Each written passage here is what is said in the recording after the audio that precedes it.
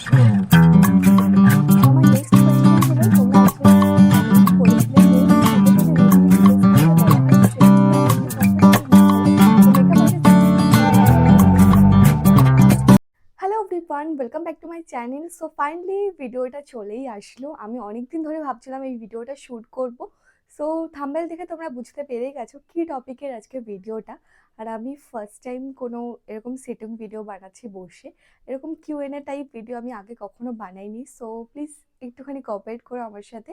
And তোমাদের সব কোয়েশ্চেনের answer আজকে দেবো। আজকে বেসিক্যালি টপিকটাই হচ্ছে, তোমরা সবাই অনেককে জানতে চেয়েছিলে যে আমি মডেলিং কবে থেকে করছি, কিভাবে শুরু করলাম, আমার জার্নিটা পুরো বলতে, পুরো স্টোরিটা বলতে। অ্যান্ড আমি সব কিছু একটা ডায়েরিতে নোট করেছি। অ্যান্ড তোমাদের অনেক কোয়েশ্চেন দেখেছি মিনি ব্লগে, সেখান থেকে আমি 10টা কোয়েশ্চেন সিলেক্ট করেছি। অ্যান্ড আই থিঙ্ক 10টা কোয়েশ্চেনের অ্যান্সার দিলেই তোমরা তোমাদের সব প্রশ্নের অ্যান্সার পেয়ে যাবে। চলো আর দেরি না করে শুরু করা যাক। সো আমাদের ফার্স্ট কোয়েশ্চেন ছিল যে আমি মডেলিং কবে থেকে করছি। ওকে, সো আমি মডেলিং করছি প্রায় 2021 থেকে, 4 বছর হয়ে গেল, এখন 2025 কোয়েশ্চেনে যাওয়া যাক। নেক্সট কোয়েশ্চেনটা হলো আমি মডেলিং কিভাবে শুরু করলাম। ছোট থেকেই আমি ডান্সের সাথে যুক্ত ছিলাম। আমি ওডিসি প্লাস ভারতনাট্যম ডান্স করতাম, আর তার সাথে রবীন্দ্রনৃত্য। তো এক্সপ্রেশন নিয়ে আমার খুব একটা সমস্যা কোনো দিনই হয়নি। অ্যান্ড আমার এরকম প্রফেশন, মানে এই ইন্ডাস্ট্রিটা, বিউটি ইনফ্লুয়েন্সার, এই ইন্ডাস্ট্রিটা আমার ভীষণ ভালো লাগতো। তাই জন্য আমি ইউটিউবও স্টার্ট করেছি। তো সেখান থেকেই ইচ্ছে ছিল। আর শুরু করা জার্নিটা তোমাদেরকে বলি, একটা ছোট্ট স্টোরি তোমাদেরকে বলছি।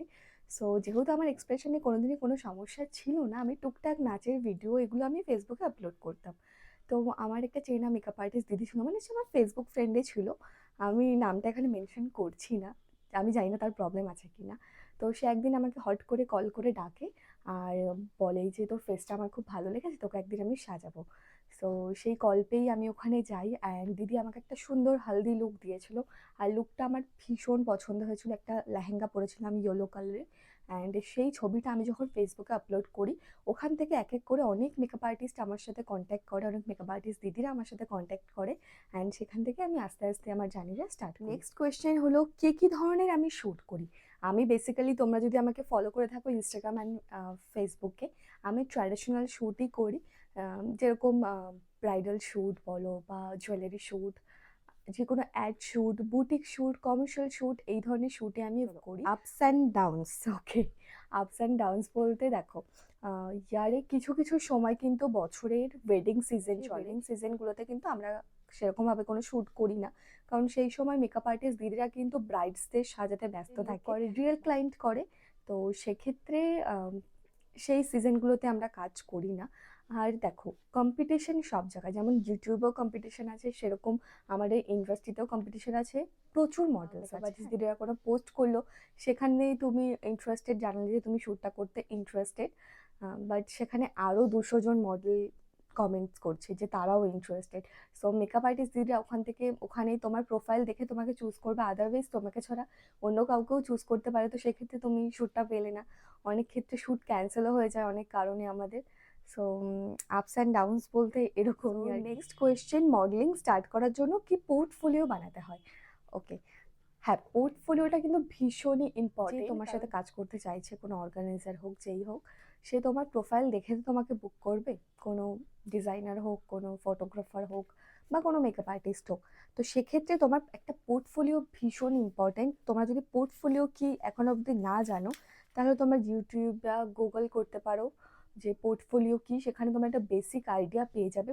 মডেলিং অনেক ধরনের হয়, ঠিক আছে। আমি বেসিক্যালি যেহেতু ট্র্যাডিশনাল বা ব্রাইডাল ইন্ডাস্ট্রিতেই কাজ করি, তো সেক্ষেত্রে আমি তোমাদেরকে বলতে পারি পোর্টফোলিও মিনস, ধরো কোনো একটা লোক, তুমি ব্রাইডাল শ্যুট করতে চাও, আর তুমি চাও যে তুমি ব্রাইডাল কাজ পাবে, তো সেক্ষেত্রে তোমার একটা ব্রাইডাল লুকের ছবি, ধরো একটা আউটফিটে 2 থেকে 3টে ছবি এরকম তাদেরকে অ্যাজ আ স্যাম্পল হিসেবে পাঠাতে হবে। তোমার লুক আর ফিচার্স যদি তাদের ভালো লাগে, তোমার এক্সপ্রেশন যদি তাদের ভালো লাগে, নিশ্চয়ই তারা তোমার সাথে কন্ট্যাক্ট করবে অ্যান্ড তোমার সাথে কাজ করবে।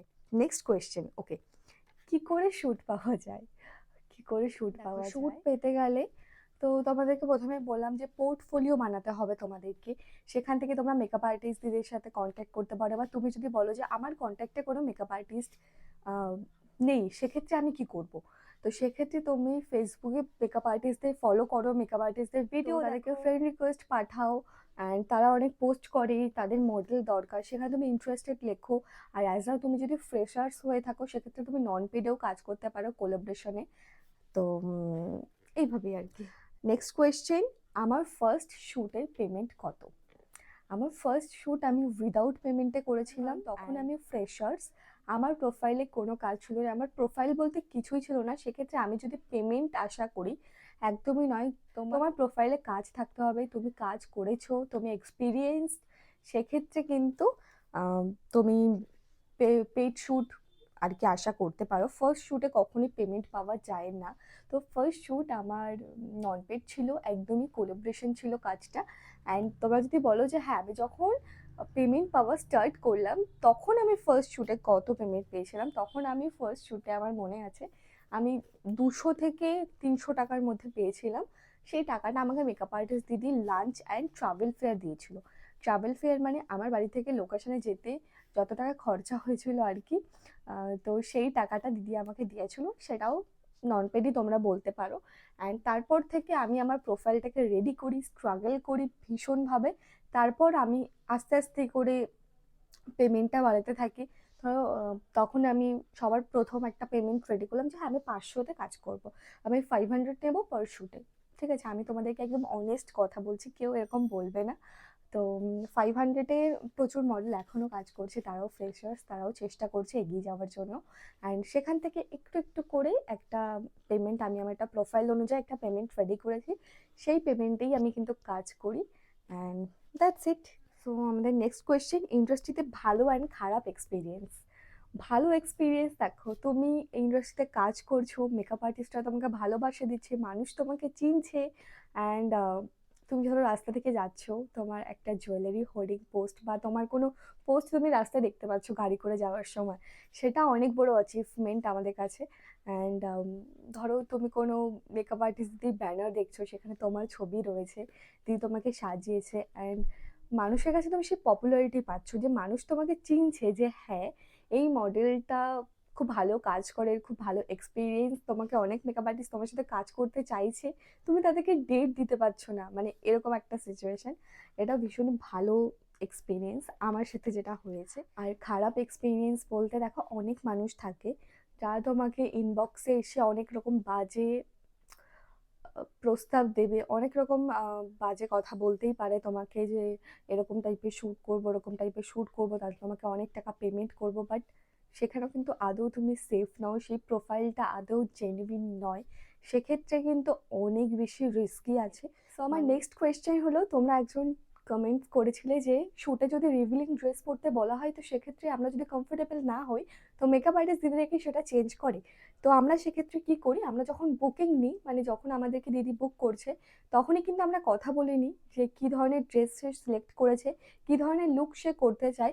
তখন দিদিরা আমাদের ড্রেসের ছবি পাঠায়, অ্যান্ড যদি মনে হয় যে ড্রেসটাতে আমি কমফোর্টেবল, তখনই আমি বুকিংটা নিই, আদারওয়াইজ আমরা বুকিংটা ক্যান্সেল করে দিই। সেক্ষেত্রে তোমরাও সেটা করতে পারো। And last but not the least, main question, তোমরা কিভাবে শুরু করবে মডেলিং, কিভাবে শুরু করতে পারো কিছু মডেল হওয়ার জন্য তোমাদেরকে সবার প্রথমে একটা পোর্টফোলিও বানাতে হবে। আর তোমরা যদি পোর্টফোলিও বানাতে না চাও, তাহলে তোমরা কোনো মেকআপ আর্টিস্টদের সাথে কিন্তু কোলাবরেশন কাজ করতে পারো। দিদি যে তোমাকে লুকটা দেবে, যে লুকটা তোমার উপর ক্রিয়েট করবে, সেই ছবিটা তোমরা ফেসবুকে যখন আপলোড করবে, সেখান থেকে অন্য অন্য মেকআপ আর্টিস্ট তোমার সাথে কন্ট্যাক্ট করতে পারে, যদি তোমার ফিচার্স তাদের ভালো লাগে, যদি তোমার এক্সপ্রেশন তাদের ভালো লাগে। অ্যান্ড থার্ড নাম্বার টিপস হচ্ছে, তোমাদের হেয়ার, স্কিন, ফিগার সব কিছুর ওপর কিন্তু অনেক অনেক খেয়াল রাখতে হবে, অ্যান্ড কেয়ার করতে হবে, ফিগার মেনটেন করতে হবে, স্কিনটাকে ভালো রাখতে হবে, হেয়ারটাকে ভালো রাখতে হবে। প্রথম কিন্তু তোমরা কোনো পেড শ্যুট আশা করো না, প্রথম তোমাদেরকে কিন্তু কোলাবরেশনে কাজ করতে হবে, বা as a non paid model হিসাবে কাজ করতে হবে।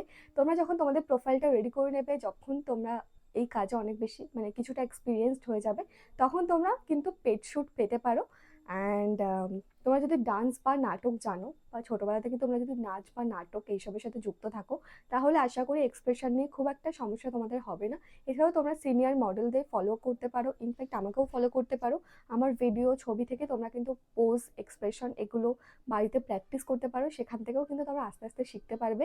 তো এটাই হচ্ছে আমার ছোট্ট টিপস অ্যান্ড সাজেশন। সো আমার ভিডিওগুলো যদি তোমাদের ভালো লাগে অবশ্যই কিন্তু আমার চ্যানেলটা সাবস্ক্রাইব করে দিও। আজকের ভিডিওটা এইটুকুই। আমার ভিডিওগুলো যদি তোমাদের ভালো লাগে অবশ্যই চ্যানেলটা সাবস্ক্রাইব করে দিও, লাইক কমেন্ট করে দিও। আর ভিডিওটা যদি হেল্পফুল মনে হয় তাহলে কিন্তু তোমরা তোমাদের ফ্রেন্ডস আর বেস্ট ফ্রেন্ড বান্ধবীর সাথেও শেয়ার করতে পারো। পার্ট 2 তে কী কী কোশ্চেনের আনসার চাও সেটাও কিন্তু এই ভিডিওর কমেন্ট বক্সে জানাতে পারো। সো আজকের জন্য এইটুকুই, বাই।